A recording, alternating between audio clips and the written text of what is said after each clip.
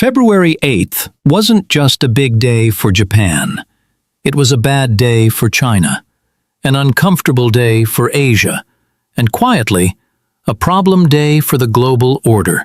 Because Japan didn't just hold an election, Japan voted on one question.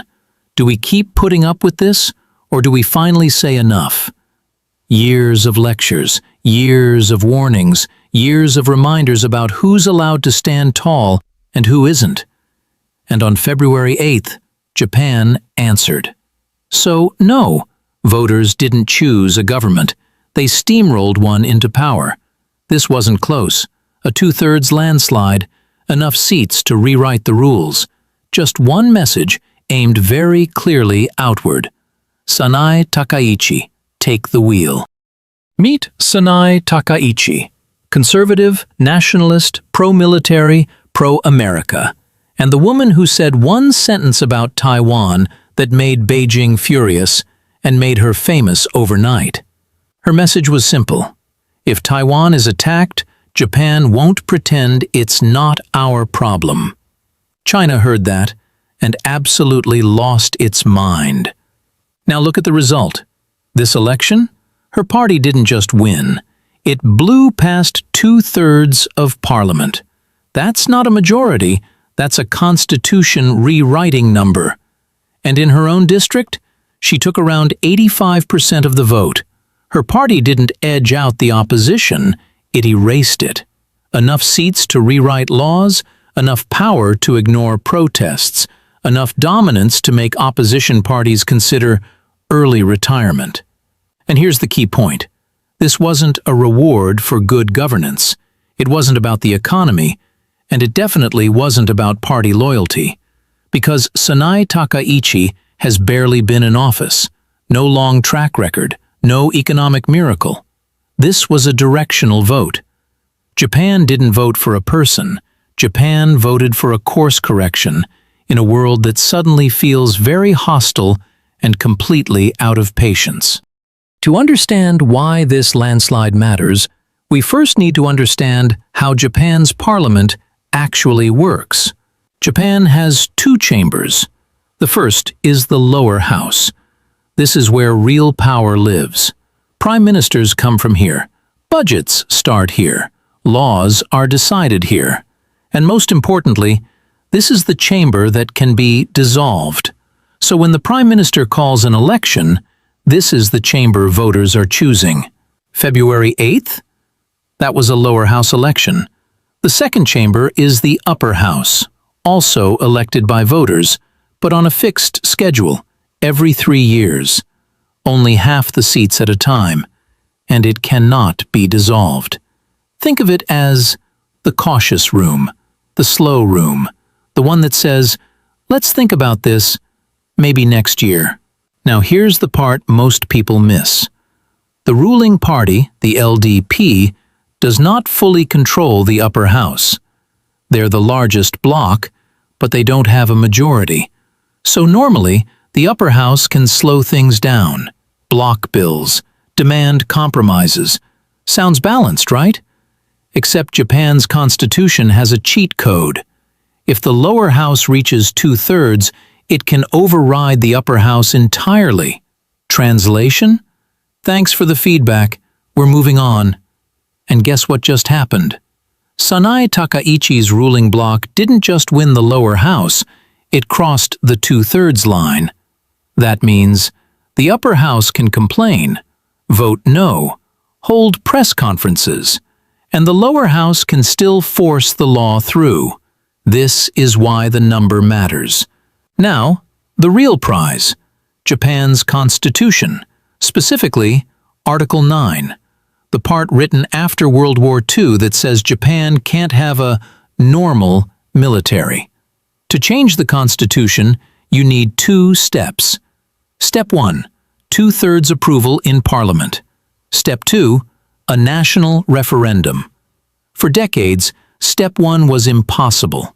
Now, the biggest obstacle is gone, because the LDP didn't just win an election, it won the number that unlocks step 1, which means, for the first time in generations, the people who want to change the constitution actually have the votes to move forward and push this fight to step 2.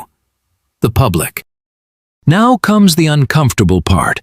This landslide didn't happen despite China. It happened because of China. Let's rewind.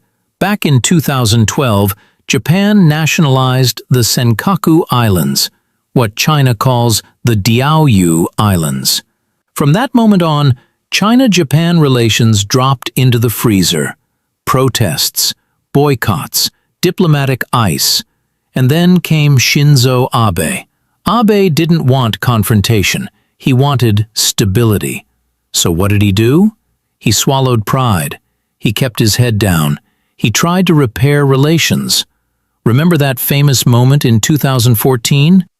Abe moved quickly toward Xi Jinping for a handshake, and Xi barely acknowledged him. The most awkward handshake in modern diplomacy. That wasn't an accident. That was a message. China believed Abe was weak, temporary, and replaceable. Beijing's calculation was simple. Endure this government. A pro-China opposition will come back. Japan will fold. So, China waited. And then something unexpected happened. Donald Trump. When Abe was politically wounded, Trump extended a hand. Golf games, personal chemistry, public respect. For the first time in decades, Japan realized something important. When China shuts the door, America opens one. That U.S.-Japan alliance, built quietly during the Abe-Trump years, is the foundation Sanae Takaichi now stands on. And here's where China misread the room. After Abe was gone, China assumed Japan would drift back. Instead, Japan produced Sanae Takaichi, more direct, less apologetic, and very clear about Taiwan.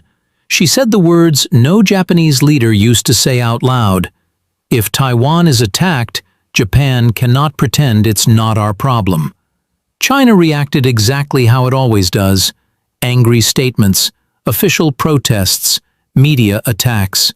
Then came pressure.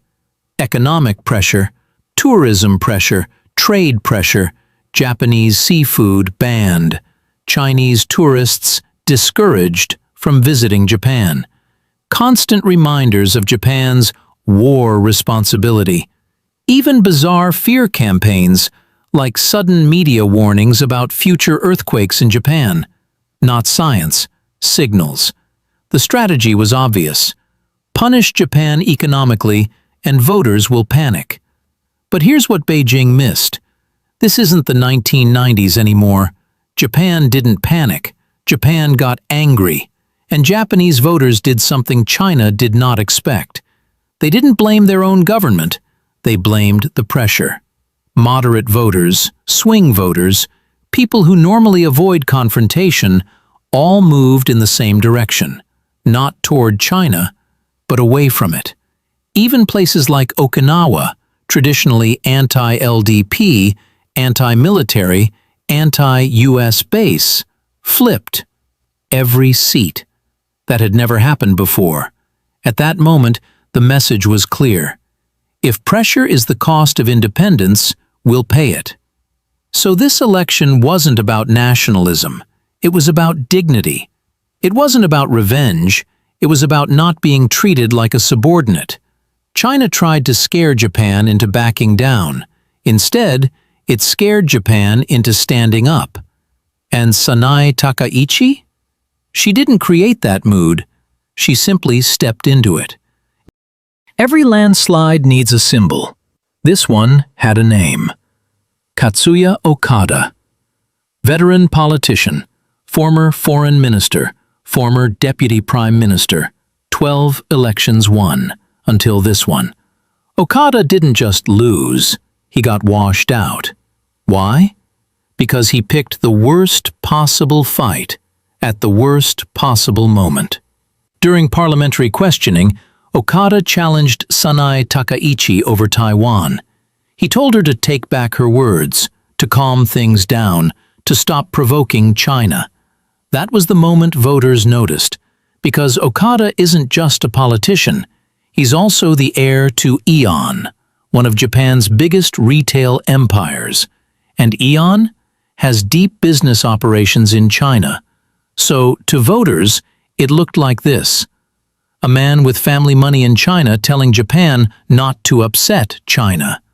Bad timing, very bad optics. Instead of making Sanae look reckless, Okada made himself look out of touch. When China pressure was the issue, he sounded like the pressure's legal representative. Election night result? Gone. A political career built over decades ended in one cycle. Not because voters loved confrontation, but because they were done with caution that smells like dependence. Japan didn't just vote for Sanae Takaichi, it voted against people like Okada. And the message was brutal. When security is on the ballot, business excuses don't survive the count. Let's get one thing straight. Japan didn't wake up one day and decide to hate China. Japan helped China.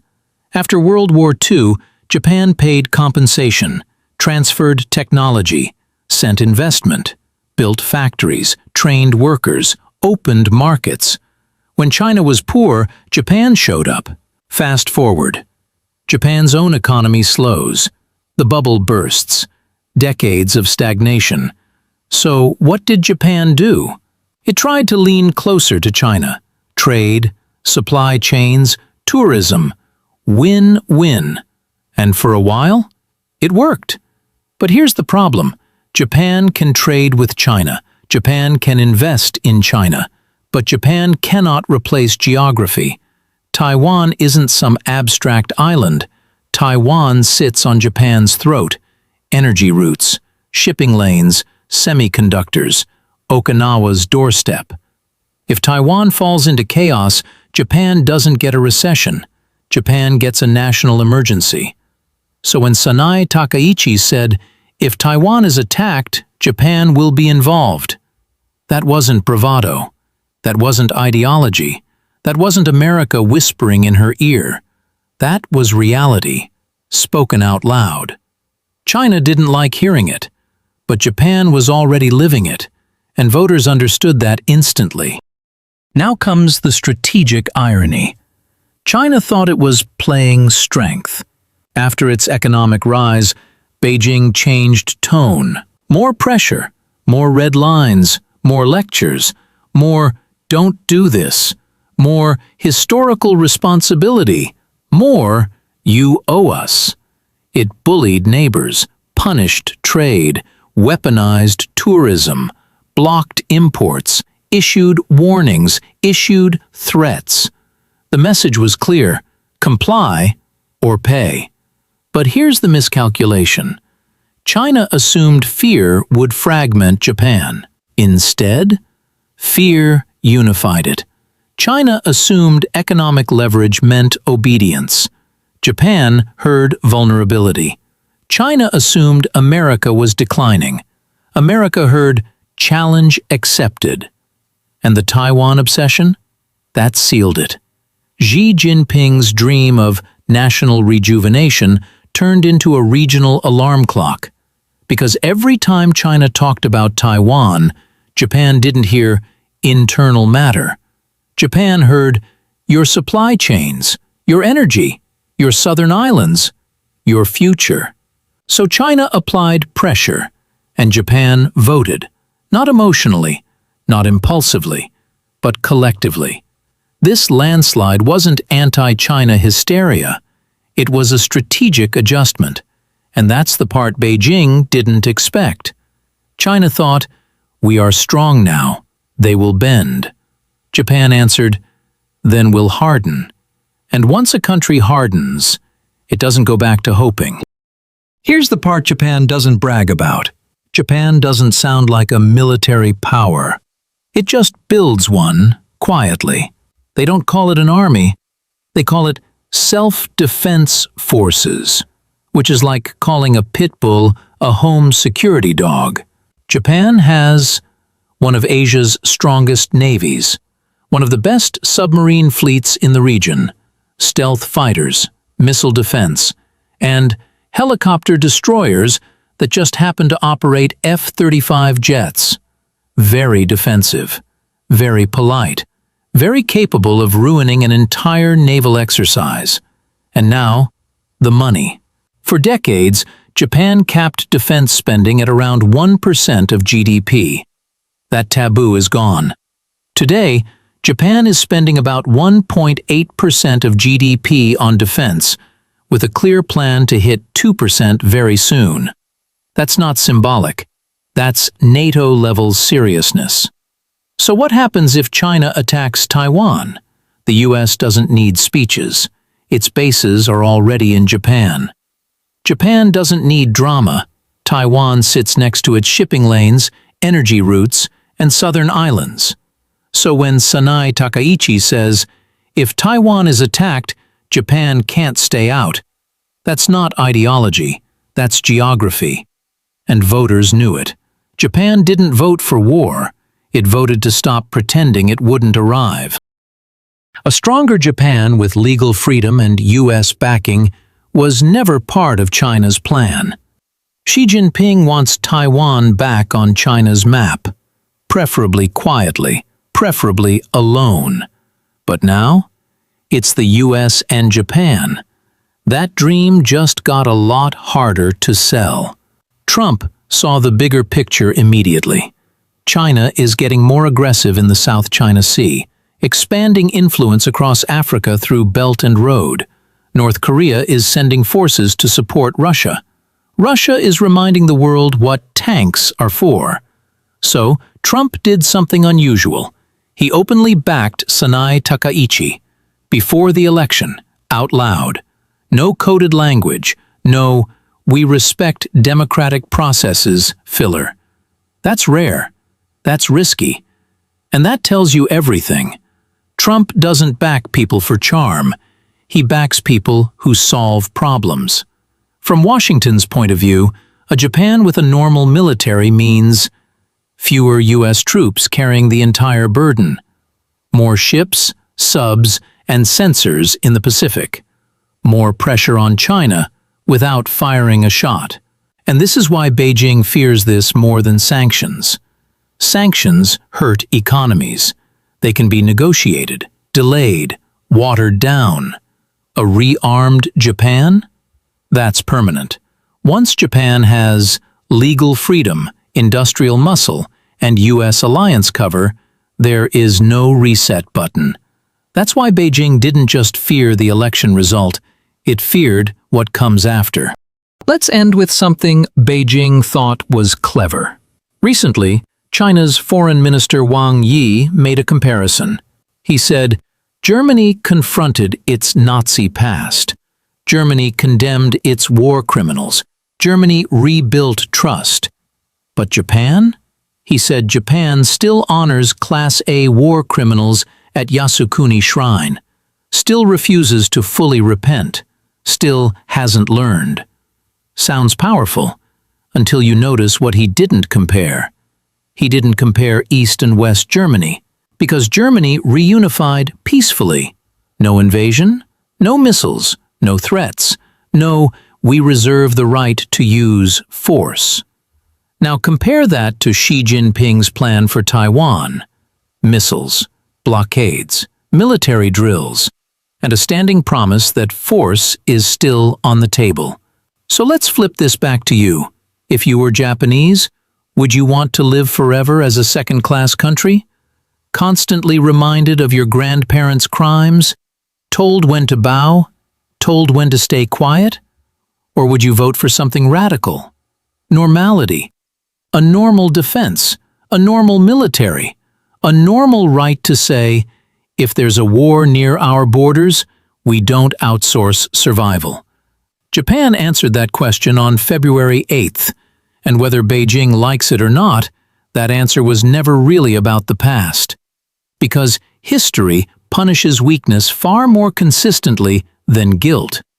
Apologies don't stop missiles. Preparation does. So if you were Japanese, what would you vote for? Thank you for watching Pastcast, where the past echoes through today. If you enjoyed the satire, scrolls, and scandals. Like, subscribe, and ring the bell before the next empire falls.